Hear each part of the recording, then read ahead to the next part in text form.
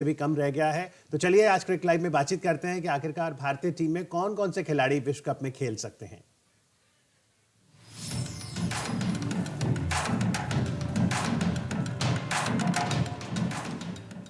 और क्रिकेट पे चर्चा करने के लिए यहाँ पर मेरे साथ स्टूडियोज में दो मेहमान हैं। Sharandeep Singh, farmer international off spinner, welcome. साथ ही रविकांत सिंह, वरिष्ठ खेल पत्रकार, गुड मॉर्निंग। मॉर्निंग। तो इस समय भारतीय क्रिकेट टीम न्यूजीलैंड के दौरे पर है और आज 25 नवंबर 2022 पहला ओडीआई मैच होना है। क्या हम ये माने इस श्रृंखला से बिगुल बच चुका है विश्व कप के लिए? बिल्कुल, क्योंकि अभी इसके बाद आपके पास उतना समय नहीं बचेगा और कुछ तैयारी करने के लिए। ये जो आपकी बेस्ट टीम है, हाँ सर, रोहित और विराट कोहली और केएल जो है वो टीम के अंदर भी हिस्सा नहीं है, लेकिन वो भी जब आप बांग्लादेश जाएंगे तो टीम वो भी अनाउंस हो चुकी है, उसका हिस्सा वो बन चुके हैं। बट जरूरी है कि आपका मिडल ऑर्डर सॉर्ट आउट करना कि मिडल ऑर्डर में कौन बल्लेबाजी करेगा। क्योंकि ओडीएस में शिखर धवन रोहित के साथ ओपन करेंगे। नंबर 3 पे विराट है, नंबर 4 पे जो सूर्य कुमार यादव जिस तरह से प्रदर्शन किया, आप उसको वहां से अब नहीं हटा सकते। अब जो भी जो सीनियर हमारे सुपरस्टार्स है ना, उनको उन्हीं को ऊपर नीचे होना पड़ेगा, वो कहीं नहीं जाने वाला वहां से। तो अब नंबर 5 पे फाइट आती है कि आप अब ऋषभ पंत के साथ जाएंगे या फिर आप केएल राहुल के साथ। जी बिल्कुल। तो देखिए पिछले 5 अगर हम संस्करण देखें तो 2003 में दक्षिण अफ्रीका में भारत जब खेला था वर्ल्ड कप तो रनर्स अप रहा था। 2007 वेस्ट इंडीज में जल्दी बाहर हो गया था, 11 विजेता। रवि, कैसे देखते हैं परफॉर्मेंस ओवरऑल पिछले 5 वर्ल्ड कप में? देखिए परफॉर्मेंस काफ़ी अप एंड डाउन रहा है, लेकिन आप पिछले 5 में से 2 फाइनल्स खेले हैं। ये कोई बहुत बुरा परफॉर्मेंस बिल्कुल नहीं कहा जाएगा। स्पेशली हमारी एक्सपेक्टेशंस बहुत ज़्यादा हाई रहती हैं, नो डाउट अबाउट इट। लेकिन आप अगर 5 में से 2 फाइनल खेले और 1 जीता है तो it's not a bad performance.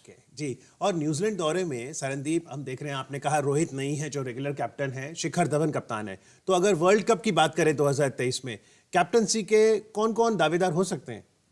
देखिए, अभी तक तो कंफ्यूजन फिर एकदम से क्रिएट होगा कि शिखर धवन काफी समय 2-3 सीरीज से कैप्टनसी करते आ रहे हैं और अच्छी कैप्टनसी की, अच्छा प्रदर्शन किया और जीत के भी आ रहे हैं। सडनली बांग्लादेश की टीम देखी तो केएल राहुल उसमें वाइस कैप्टन आ गए। फिर एक शिखर धवन का भी बयान आ रहा था बीच में, मैंने कल परसों ही पढ़ा कि नहीं जी, उनको ऐसा नहीं, जो टीम के लिए बेहतरी वो होता है। तो इसमें से क्या होता है कि आप टीम्स को काफी ज्यादा कंफ्यूज करते रहते हैं। अगर हम देखें कि विराट कोहली के मैच देखें, रोहित शर्मा, शिखर धवन के अगर हम मैचेस देखें, उनकी बैटिंग परफॉर्मेंसेज देखें, उनके रिकॉर्ड एज ए कैप्टनसी अच्छे रहते हैं। ये वो खिलाड़ी के प्रेशर्स को हैंडल कर सकते हैं। जहां तक केएल राहुल की बात है तो टेस्ट मैच में मिली तो वहां हम हारे, आईपीएल की बात करें वहां हम हारे। अब खुद उनका अपना अच्छा प्रदर्शन नहीं है, काफी महीने से क्रिकेट नहीं खेल रहे और सडनली आपने उनको वाइस कैप्टन घोषित कर दे। तो आप उनके ऊपर प्रेशर उसको दे जो एक्चुअली प्रेशर हैंडल कर सकता है। तो आने वाले समय में कौन कैप्टनसी रहेगा ये तो प्लेयर की फिटनेस के ऊपर डिपेंड करेगा। रोहित क्या पता वर्ल्ड कप से पहले उतना फिट होता है कि नहीं होता, कहीं इंजर्ड तो नहीं होता। शिखर धवन को आपने ऑलरेडी कंफ्यूज कर दिया कि भी अभी तक तो आप ही कैप्टन थे, बांग्लादेश में आप टीम में हो बट आप कैप्टन नहीं बनोगे। अगर रोहित इंजर्ड हो तो वो केएल राहुल कैप्टनसी करेगा। लेकिन अभी आपने आंकड़े देखे, सबसे ज्यादा अनुभव तो जरूर विराट का ही रहा है, 95 मैचेस। रोहित ने अब तक सिर्फ 16 ओडीआई में कप्तानी की है। देखिए उसमें थोड़ा सा मुश्किलात बनी है क्योंकि उनकी फिटनेस को लेकर बार बार सवाल उठ रहे हैं। जैसे सरनदीप ने कहा कि अगर वो 100% फिट नहीं होते हैं तो 50 ओवर गेम में प्लेयर को कैरी करना पॉसिबल नहीं है। और अगर आप 100% फिट नहीं हैं तो आपको 11 में जगह नहीं मिलनी चाहिए, और अगर आपको 11 में जगह नहीं मिलती है तो फिर कप्तानी का सवाल नहीं उठता है। रोहित के लिए सबसे मुश्किल की बात हो रही है कि उनकी फिटनेस पर बहुत ज़्यादा सवाल उठ रहे हैं, इंजरीज भी बार बार उनको हो रही है। तो इस कारण से सिलेक्टर्स, जो नई सिलेक्शन कमेटी आएगी, उसको काफ़ी सोच समझ कर ये विचार करना पड़ेगा।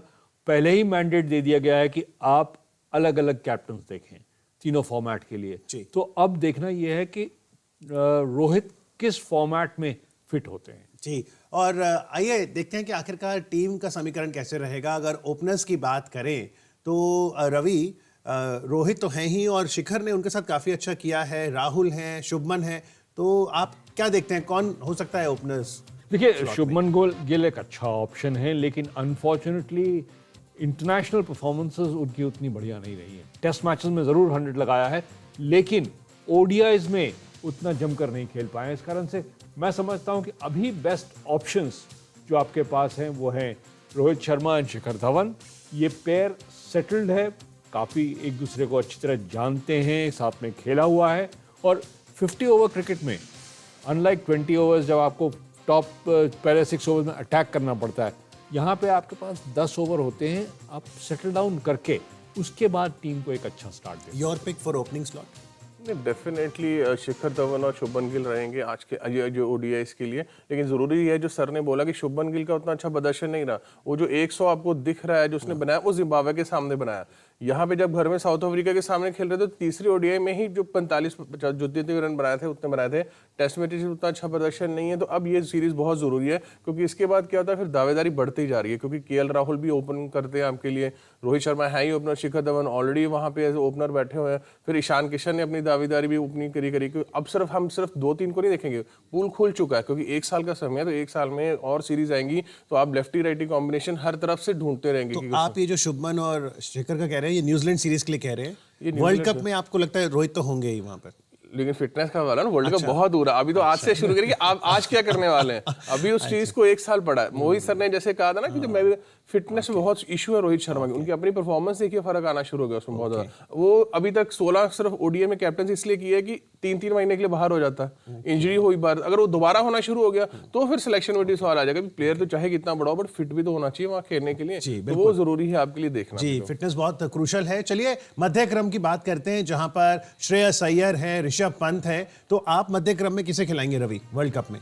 देखिए, at the moment I think number 5 पे आपको ऋषभ पंत के साथ ही जाना चाहिए क्योंकि एक लेफ्ट हैंडेड ऑप्शन है, अटैकिंग ऑप्शन है। उसके अलावा आपके पास सूर्य कुमार यादव तो नंबर 4 पर है ही, उसमें कोई डाउट नहीं है। अब बात आती है संजू सैमसन या श्रेयस अय्यर। श्रेयस अय्यर का परफॉर्मेंसेस भी काफ़ी अप एंड डाउन रहा है, मौके उनको दिए जा रहे हैं और यहाँ पे न्यूजीलैंड में उनके लिए बहुत बड़ी चुनौती रहेगी क्योंकि एक तो कि फ्रेश पिचेस हैं, अभी न्यूजीलैंड समर शुरू नहीं हुआ है, स्टिल स्प्रिंग, अर्ली स्प्रिंग, तो पिचेस बहुत फ्रेश हैं, मॉइस्चर काफ़ी होगा, बॉल मूव करेगी। अब उस मूविंग बॉल के अगेंस्ट आप कितना टिक पाते हैं ये देखने वाली बात। जी, न्यूजीलैंड सीरीज में कप्तान शिखर हैं, Rishabh Pant vice captain. Rishabh Pant vice captain, तो इसका मतलब ऋषभ पंत को तरजीह तो मिल रही है, फिर आपके पास ईशान भी हैं कीपिंग में। संजू सैमसन को आप देखते हैं स्कीम ऑफ थिंग्स में वर्ल्ड कप के लिए? अभी तक तो नहीं देख रहा हूँ मैं स्कीम ऑफ थिंग्स में। देखिए हाँ, मैनेजमेंट क्या कहती है वो अलग चीज़ है, उनकी जो स्पोर्ट्स स्टाफ क्या कहता है, क्योंकि नई सिलेक्शन कमेटी ने वैसे ही काफ़ी कंफ्यूजन क्रिएट कर रखी थी जो पहले अभी जो हटी है। ऋषभ पंत वाइस कैप्टन बनाया, वर्ल्ड कप में अपनी टीम अनाउंस कर दी थी न्यूजीलैंड के लिए और वहां वो टीम में नहीं था, जिसकी जगह 11 में नहीं है वो वाइस कैप्टन बना। तो कभी कभी क्या होता है कि प्लेयर के साथ प्लेयर का माइंड भी श्योर नहीं होता कि यार यहाँ मैं खेल नहीं रहा हूँ, वहां मैं वाइस कैप्टन बना दिया हूँ, अगर वहां भी जाकर रन नहीं बनाए तो वाइस कैप्टन से और सीधा टीम से बाहर ही होने वाला ऋषभ पंत, क्योंकि व्हाइट बॉल का रिकॉर्ड उतना अच्छा ऋषभ का नहीं रहा। क्योंकि वही कहना कि बहुत ज्यादा उनके माइंड के साथ ऊपर नीचे होता है, कभी ओपन कर रहे होते हैं, कभी मिडल ऑर्डर, कभी टीम में जगह नहीं होती, तो उस खिलाड़ी को अभी तक श्योरिटी नहीं है। मैं नहीं चाहता कि टीम मैनेजमेंट ऐसी चीजें बार बार उसके साथ होती रहे। एक स्लॉट देना चाहिए ऋषभ पंत को, ओपनर आप लेके जाओ ना, वो ओपन करता ही नहीं तो क्यों उसको ओपन करवा रहे हो? T20 में जबरदस्ती आपने ओपन कराई, कोई और लड़का था उसको आप अपॉर्चुनिटी दे सकते थे, कई से लड़के साथ में गए, उनको आप सूर्य कुमार यादव ओपन करते मुंबई इंडियंस के लिए, आप सूर्य कुमार यादव से ओपन करवा सकते थे। बट वो चीज क्या है कि ऋषभ पंत को ही ऊपर भेजना, क्यों? क्योंकि 5 नंबर पे संजू सैमसन के लिए जगह बनानी है। अगर संजू सैमसन को 5 पे ही खिलाना है, जो एज अ ओपनर आईपीएल के लिए और अपनी स्टेट के लिए खेलता है, वो भारत के लिए नंबर 5 पे लिए जगह बन रही है। और अगर क्या है जी कि ओपन नहीं करना, सिर्फ 5 पे ही खेलना, क्योंकि ओपनर 3-4 सुपरस्टार हमारे वापस आ जाएंगे तो जगह नहीं बनेगी, तो उस वजह से संजू सैमसन अभी तक बाहर बैठे हैं। तो ये जो गुत्थी ना 5 है कि संजू खिलाना ऋषभ, ये सीरीज ऋषभ के लिए बहुत जरूरी है। अगर इस सीरीज में अच्छा सा प्रदर्शन नहीं हुआ ना तो वो सीरीज के बाद उसके बाद फिर आपको दिखेगा भी नहीं व्हाइट बॉल में। जी, 1983 में जब भारत ने पहली बार विश्व कप जीता था, हालांकि तब 60 ओवर फॉर्मेट था, रवि, ऑलराउंडर्स ने बहुत भूमिका निभाई थी और वही हमने 2011 में देखा। 2023 में आपको क्या लगता है इस सूची में से कौन है जो ऑलराउंडर की भूमिका बहुत अच्छी निभा सकता है? देखिए, नंबर 1 पे तो हार्दिक पांड्या है, इसमें कोई दो राय नहीं है, लेकिन उसके अलावा 2 प्लेयर्स ऐसे हैं जिनके ऊपर निगाहें बहुत तेज होंगी, रविंद्र जडेजा और अक्षर पटेल। दोनों स्पिनर्स हैं और स्पिन ऑलराउंडर्स हैं। बाकी I don't consider Deepak Chahar या कृणाल पांड्या या Shardul Thakur as a top class allrounders, but I think जो ऑलराउंडर का स्लॉट है, Hardik Pandya fulfills that slot perfectly, bats well, bowls well, bowling good speeds, so that that search for a world class allrounder I think is done. आपको लगता है कि हम अपने अंतिम 11 में हार्दिक को अगर रखते हैं उसके साथ एक और ऑलराउंडर भी हो सकता है, वो लेफ्ट हैंडेड अगर अक्सर हो, या जाडेजा अगर फिट होके आते हैं? नहीं, रविंद्र जडेजा डेफिनेट जिस दिन वो फिट होगा वो टीम के अंदर ही होगा, क्योंकि वैसा ऑलराउंडर आपको मिलेगा नहीं। क्योंकि कुछ टाइम से जितना अच्छा उसने अपने बल्ले से प्रदर्शन करना शुरू किया रविंद्र जडेजा ने, वैसा नहीं दिखा। वो मैच विनिंग प्लेयर्स है और बहुत बार तो नंबर 4 पे भी उसको भेजा गया बाकियों से ऊपर, क्योंकि टीम को लगता है कि ये ज्यादा बेटर ऑप्शन है, क्योंकि ये ज्यादा कंसिस्टेंसी से रन बना रहा है। तो जडेजा दो ओपनर, अक्षर पटेल को मुझे नहीं लगता कि जो इस प्रदर्शन से आने वाले समय में अब वो आपकी स्कीम ऑफ थिंग्स में फंसेगा, क्योंकि अब आपके पास कुलदीप यादव आ गया। आपने युजवेंद्र चहल को नहीं खिलाया पूरा वर्ल्ड कप, उसने आते ही T20 में विकेटें लेनी शुरू कर दी। वो सबसे बड़ी ऑप्शन है। एक रिस्ट स्पिनर आपके पास होते ही आपने उसको बाहर बिठा रखा था, यहाँ आते उसने प्रदर्शन किया। तो 2-3 स्पिनर्स ऑलरेडी आपके साथ हैं। अक्षर पटेल की जगह आने वाले समय में मैं किसी भी नहीं देख रहा कि अब वो प्लेइंग 11 का हिस्सा या टीम का हिस्सा बन सकते हैं आपके। जी बिल्कुल। तो चलिए गेंदबाजी की बात करते हैं, क्योंकि भारत के सरजमीं पर विश्व कप होगा। तो सबसे पहले रवि, स्पिनर ज्यादा प्रभावी रहेंगे या फिर पेसर्स? देखिए, आपको 2 स्पिनर्स तो चाहिए ही चाहिए इंडियन पिचेस पे खेलने के लिए। तो आपके पास ऑप्शन है, जैसा कि संदीप ने कहा, चहल, युजवेंद्र चहल और कुलदीप यादव, दोनों ही रिस्ट स्पिनर्स हैं, लेकिन अलग अलग वैरायटी के। लेकिन दिक्कत यह है कि अगर रविंद्र जाडेजा टीम में शामिल हैं तो दोनों में से एक को बाहर जाना पड़ेगा। Okay, your pick as far as spinners are concern? ये डेफिनेटली चहल एंड आपका रविंद्र जडेजा खेलेगा, उसमें कोई दो ऑप्शन नहीं। क्योंकि रविंद्र जडेजा को छोड़े उसके साथ कौन खेलेगा? वो चहल खेलेगा। कुलदीप मुझे नहीं लग रहा कि अभी तक खेलेगा, क्योंकि अभी तक उतना, अभी भी ओडीएस में खेले ना खेले पता नहीं। वो ये एक फर्क करता है कि कुलदीप सडनली जिस तरह से प्रदर्शन करता था कि मैच विनिंग बन जाए, विकेट लेते रहे, बट फिर भी ऑप्शन आती है कि कुलदीप और चहल अगर दोनों को खिलाना, दोनों बल्लेबाजी नहीं करते हैं, दोनों फील्डिंग में ढीले हैं, तो आपको एक ऑलराउंडर कम करके, एक बैटिंग ऑलराउंडर कम करके आपको उन दोनों को खिलाना पड़ेगा, फिर भी उनकी जगह बनती है। बट इंडिया में जैसे वर्ल्ड कप होता है, टर्निंग विकेट्स नहीं मिलने वाली। वहाँ पे अगर आप एक स्पिनर के साथ भी जाएंगे और आपको 2 अच्छे बैटिंग ऑलराउंडर्स मिल जाए, तेज गेंदबाजी भी कर सकते हैं। अगर आप चाहे तो दीपक चहर को भी ऑप्शन में रख सकते हैं, क्योंकि यहाँ पे विकेटें आईसीसी क्रिएटर्स आके बनाएंगे, तो वो विकेटें हार्ड बनेंगी जहाँ के बड़े स्कोर्स बने इंडिया में। वैसा नहीं कुछ देखने को मिलेगा कि सडनली बॉल टर्न हो रहा है जी और 200-200 रन पे, वो वर्ल्ड कप में नहीं होने वाला। आप ऑफ स्पिनर हैं, तो मैं आपका पसंदीदा सवाल, ऑफ स्पिन ऑप्शन क्या है हमारे पास? कोई भी नहीं है ही नहीं। एक अभी तक वॉशिंगटन सुंदर आए हैं, क्योंकि एटलीस्ट इतना है कि वॉशिंगटन सुंदर ऑफ स्पिन करते हैं, उनके हाथ वो इस तरह से डालते हैं। रविचंद्र जो हमारे पास ऑफ स्पिनर हम लेके गए थे, वो पूरे वर्ल्ड कप में उन्होंने सब लेग स्पिन डाली है, लेग स्पिन और कैरम बॉल। ऑफ स्पिन तो उन्होंने किया ही नहीं है एक भी, और मैंने नहीं देखा कि वो ऑफ स्पिन कर रहे हो। अश्विन होंगे वर्ल्ड कप की स्कीम ऑफ थिंग्स में भी हो सकते हैं? अभी से फिटनेस का इशू आ जाएगा। 50 T20 में भी नहीं थे, बाहर बैठे थे, सडनली वहां जाके स्कीम ऑफ थिंग्स में आए, चहल सब बाहर हो गए। ये भी एक सरप्राइजिंग था। वो सरप्राइज हमें वर्ल्ड कप में ही मिल गया कि हम 10 विकेटों से हार के बाहर हो गए। अब अगले वर्ल्ड कप में ये गलती नहीं, अगर होते तो अभी अश्विन टीम में होना चाहिए था। पिछले दशक भर में ये सौतेला व्यवहार होता है कि लेग स्पिनर को ज्यादा तरजीह मिलती है। लेग स्पिनर है ही अच्छा, इसलिए उसको तरजीह मिल रही है। आपके लिए चहल विकेट टेकिंग बॉलर है। किसी भी फॉर्मेट में आप चहल को खिलाएंगे, देखिए मार या एक आध सीरीज किसी भी प्लेयर की जाती है, बट वो कंसिस्टेंटली अच्छा करता आ रहा है। पिछले वर्ल्ड कप से जब से वो बाहर हुआ था, तब से उसका अभी तक प्रदर्शन निकालेंगे, हमने देखा भी था सबसे ज्यादा विकेट वो ही लेता, वो विकेट टेकर आपके लिए, तो उसको आपको खिलाना ही पड़ेगा चहल को। रविचंद्र अश्विन आपका विकेट टेकर गेंदबाज कभी नहीं था। वो T20 में कैसे खेल रहा था वो भी सरप्राइजिंग था, जो भी खेल रहा था। और अभी उसकी जगह इस टीम में तो नहीं बनती है, क्योंकि 50 ओवर में तो फील्डिंग करनी पड़ेगी, 20 ओवर में तो आप शॉर्ट फाइन लेग पे छुपे खड़े थे, दिख ही नहीं रहे थे कि आप हो भी हो कि नहीं हो, तो वहां नहीं आप छुप सकते। वहां तो 50 ओवर आपको स्किल दिखाना ही पड़ेगा, आपको आउट करने ही पड़ेंगे, क्योंकि 5 फील्डर सर्कल के अंदर रहते हैं, दोनों तरफ से नई गेंदबाजी चलती है, तो वहां आपको अपनी स्पिन की क्लास दिखानी पड़ेगी। वहां विकेट टेकर चहल, कुलदीप, रविंद्र जडेजा जैसे इनकी ऑप्शन खुलती है। हालांकि अक्षर पटेल को भी मैं उस स्कीम ऑफ थिंग्स में नहीं देखता। उससे बेटर ऑप्शन वॉशिंगटन सुंदर है। क्यों? बाई हाथ से बल्लेबाजी भी कर ले। जी, लेकिन अश्विन ने जो पाकिस्तान के मैच हुआ था और जो वो गेंद छोड़ी थी वाइड, वो प्रेजेंस ऑफ माइंड बहुत अच्छी लगी थी हमें। पेसर्स की बात करें तो वहां पर क्या काफी स्ट्रॉन्ग बेंच स्ट्रेंथ है भारत के पास? बेंच स्ट्रेंथ हम हमेशा बात करते हैं, लेकिन अनफॉर्चुनेटली वो स्ट्रेंथ ऑन ग्राउंड नहीं दिख रही है, क्योंकि आपके पास जब जसप्रीत बुमराह नहीं हो तो फिर आपको अटैक लीड करने वाला कोई मिल नहीं रहा है। हार्दिक पांड्या है आपके पास, लेकिन he is a second change. तो आपको सिराज और भुवनेश्वर कुमार, ये 2 ऐसे प्लेयर्स हैं जिनके ऊपर आप रिलाई कर सकते हैं, स्पेशली इंडियन कंडीशंस, क्योंकि बॉल अलग अलग यूज होती है दोनों एंड्स पे 50 ओवर क्रिकेट में, तो इस कारण से बॉल काफ़ी देर तक उसकी सीम हार्ड रहती है, और सीम का अच्छा यूज करते हैं सिराज, इस कारण से आई वुड पिक सिराज। जी, अगर हम बैकअप प्लान की बात करें, ऐसे कौन से खिलाड़ी हैं जो शायद अभी हम नहीं देख रहे सूची में, लेकिन वो भी आ सकते हैं, अच्छा कर रहे हैं वो? आवेश खान है जो अच्छा कर रहा था, जिसको आपने एशिया कप में पिक किया, उसके बाद अपॉर्चुनिटी नहीं मिली उनको खिलाने के लिए। फिर उसके बाद प्रसिद्ध कृष्णा काफी समय से इंजर्ड चल रहे हैं, मुझे नहीं लगता कि प्रसिद्ध कृष्णा अभी इतनी जल्दी स्कीम ऑफ थिंग्स में आएंगे, क्योंकि पूरा डोमेस्टिक सीजन अभी जो व्हाइट बॉल विजय हजारे से उसमें वो नहीं दिखे, तो अभी वो इंजर्ड चल रहे हैं, तो वो भी एक बाहर हो गए। खलील अहमद एक अच्छा ऑप्शन था, लेकिन वो भी इंजर्ड है, वो भी राजस्थान के लिए नहीं खेल रहा है। तो 2-3 ऐसे फास्ट बॉलर थे जिनको आप दे सकते थे, सडनली आईपीएल में देखे तो लास्ट सीजन से खलील अहमद अच्छा करता आ रहा है, एक वो ऑप्शन है, एक लेफ्टी फास्ट बॉलर आपको मिल जाता है, वो नहीं है। यहाँ पे अर्शदीप का नाम मिसिंग था बीच में, तो अर्शदीप होना चाहिए ना, वो आज की डेट में अर्शदीप आपका number 1 fast bowler, strike bowler, जो हमेशा आके आपके लिए विकेट लेता है।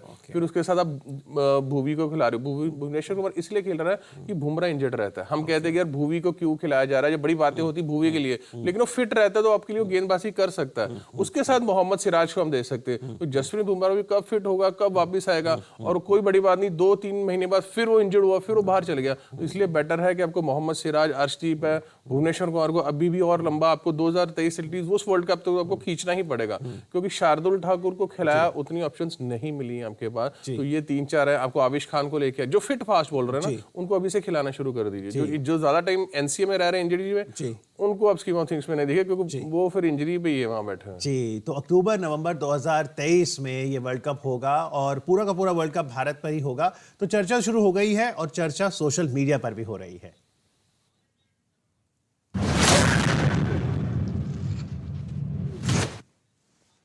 तो आइए एक नजर डालते हैं कि आखिरकार ट्विटर में कौन कौन से मैसेजेस शेयर कर रहे हैं क्रिकेट प्रेमी। Team management ignores Sanju, the batter, for Ishan, Rishabh and Shreyas. Funny. Sanju Samson is the most skilled batter right now in this Indian team. What are the possible explanations for keeping Sanju Samson out of the 11 again? No Sanju Samson still. Dravid may not be with the team, but being the permanent coach, I'd be surprised if his input isn't there in the decision making. This is New Zealand versus Australia first ODI that begins today. It's that time in the cycle of endless cricket when the 50-over format springs back to life. With the next ODI World Cup less than 12 months away, the New Zealand-India series will be the start of their build-up towards the global event. Would be hilarious if Sky, the Surya Kumar Yadav, still doesn't make India's best ODI 11. Rohit, Dhawan or Gill, Kohli, Iyer, Pant and or Rahul, Hardik, Jadeja. This appears to be the preferred top 7 before Sky took it to the other level in T20s. Surely now. Performance of the Indian team in the last 4 ODIs against the Kiwis? Lost.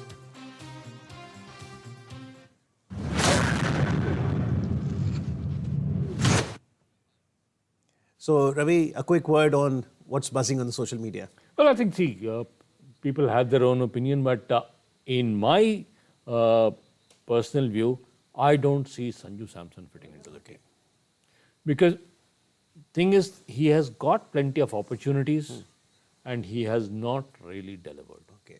आपने मौके दिए हैं, उन मौके पे उसने perform नहीं किया है, तो आपको अब नए प्लेयर्स को चांस देने की ज़रूरत है, और उसमें बहुत ज़रूरी है, जैसा शरणदीप ने कहा, कि ऋषभ पंत को आप सेटल्ड पोजीशन दें, क्योंकि आपके पास कीपिंग ऑप्शंस हैं। ईशान किशन कीपिंग अच्छी खासी कर लेते हैं, संजू सैमसन तो कीपर हैं ही, लेकिन आपका नंबर 1 कीपर अभी भी among all these 3 is Rishabh Pant. तो आप नंबर 1 कीपर के साथ जाएंगे या फिर एक बैट्समैन कीपर के साथ जाएंगे? जी बिल्कुल। अंतिम सवाल आप दोनों से, सरनदीप, फॉर्मेट क्या रहेगा 2023 वर्ल्ड कप का? भारत तो होस्ट है तो जरूर क्वालिफाई कर जाएगा, लेकिन बाकी कितनी टीमें होंगी? देखिए, नॉर्मली ये 8 टीमें तो होती हैं, बाकी जो और क्वालिफाइज करेंगी वो देखा जाएगा कौन कौन आती हैं, क्योंकि अभी से रेस शुरू हो चुकी है। अभी साउथ अफ्रीका हमने देखा, वो यहाँ पे भारत पे तो चलो ठीक है सीधे, वो अभी उनको जीतना पड़ेगा और मैचेस, क्योंकि वो क्वालिफाई नहीं है अगले वर्ल्ड कप के लिए 2023 के लिए, तो वो एक बड़ी चुनौती रहेगी। क्योंकि बाकी और आने वाले टाइम में वो सीरीज कैसी खेलते हैं, अपने घर में कैसे खेलती हैं, बाहर अगर आप सीरीज जीते हो तो आपको पॉइंट्स ज्यादा मिलते हैं, तो वो एक ऑप्शन रहेगी साउथ अफ्रीका जैसे। अब भारत क्वालिफाई कर जाएगी, लेकिन उसके लिए ये 6 महीने बहुत जरूरी हैं कि आप क्या करते हैं, क्योंकि वर्ल्ड कप से 3 महीने पहले आपकी 15 आपको डिसाइड होनी चाहिए, आपके 11 डिसाइड होने चाहिए, चाहे वो अच्छी फॉर्म में हो ना हो। लेकिन वो अगर वो डिसाइड नहीं है, जो इस वर्ल्ड कप से पहले हाल हो रहा था, तो फिर चीजें आपके हाथ से फिर निकल जाएंगी दोबारा। जी रवि। देखिए जो आईसीसी ने ओडीआई सुपर लीग बनाया है उसका पर्पस यही है कि जो क्वालिफाइंग रेस है उसको से कहते हैं कि बिल्कुल एक फॉर्मेट दिया जाए, और उस फॉर्मेट में अभी India is a worst team to play okay. Because India host है तो वो क्वालिफाई कर चुका ठीक है, है। बच गए 7 स्पॉट्स। तो इंडिया के अगेंस्ट आप जीतते हैं तो पॉइंट्स मिल जाएंगे, लेकिन जीतना इतना आसान नहीं है। तो आपको अगले 6, 8, 10 महीने इंडिया से खेलना लोगों को अवॉइड करना पड़ेगा, specially those who are not in the top 5, क्योंकि आप फाइट कर रहे हैं वो 6 और 7 स्पॉट के लिए, 1 नहीं। 1 तो इंडिया है एज अ होस्ट, तो अब दिक्कत हो जाती है कि 2, 3, 4, 5 दे आर फाइन, बट 6 और 7 जहां पे न्यूजीलैंड जैसी टीम है उनके लिए बहुत मुश्किल है कि आपको उस टॉप 8 की लिस्ट में बने रहना है, तभी आप ऑटोमेटिक क्वालिफायर में जाएंगे, otherwise you have to play the qualifying round. जी बिल्कुल। तो काफी दिलचस्प रहेगा विश्व कप 2023 और उसका बिगुल बच चुका है। उम्मीद करते हैं कि भारत न्यूजीलैंड के दौरे पे अच्छा करेगा और बड़े मेजबान होने के नाते तो क्वालिफाई कर ही गया है, लेकिन एक डोमिनेंस के साथ भारत वर्ल्ड कप में जाएगा। आज कार्यक्रम में आके चर्चा करने के लिए सरनदीप सिंह आपका, रविकांत सिंह आपका बहुत बहुत आभार। Thank you very much. Thank you and wishes to the Indian cricket team. Thanks for watching.